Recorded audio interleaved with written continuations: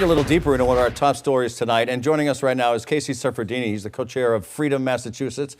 Current law here in Massachusetts, and let's be clear so all our viewers understand, current law here in Massachusetts projects transgender rights in schools, the workplace. The new law would do what? The new law would protect transgender people in public accommodations, which are hotels, restaurants, banks, the T, really any place that serves the public, as well as governmental buildings. And that doesn't exist now? There's a loophole now that through which? It's hard to believe that that doesn't exist right now, right? But right now in the Commonwealth, it is perfectly legal to deny somebody groceries at a grocery store. We have these stories of this happening to people. In Massachusetts? In Massachusetts. It's pretty incredible. We're usually a leader in equality, and in this instance, there's already 17 states that have these protections. Yeah, the first state with, people would say the first state with gay marriage, and this is the way it would be in Massachusetts in 2016. All right, I want to show the video of the governor.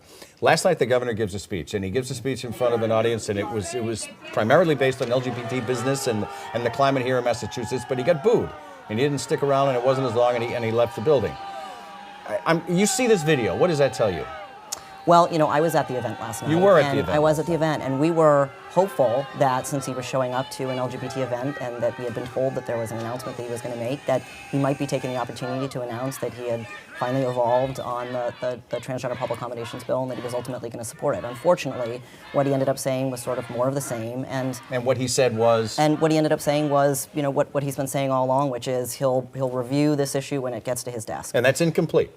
Well, you know, people are hurting out in the Commonwealth right now. There are people who, this bill has been around for 10 years. There are people parents who have gone up to the State House and testified every session for the last 10 years about children they've lost to this issue, lives that are no longer present in the Commonwealth because of this issue.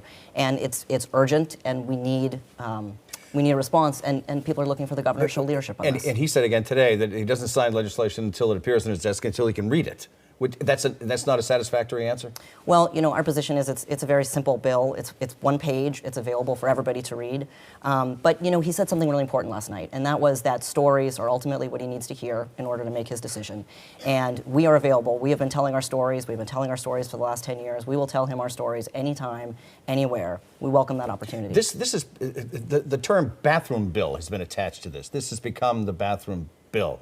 Is that bad? Is that good? React to just what it's been called. Well, you know, it's unfortunate because I think it's a real distraction from what the bill is actually really about. It's really more of a smear campaign about what the bill is actually about. Like I said, it's about basic access to all of the places that we go every day when we're not at home, work, or school. It makes it very difficult for transgender people to live their daily lives when they face discrimination in everything that they're doing, right? The grocery stores, banks, coffee shops, et cetera, all these places where we're open to discrimination. It was a loud voice that the governor heard last night, though. It was. Well, there's a lot of frustration in the community. There's a lot of need. There's a lot of hurt. Casey, thank you for the time.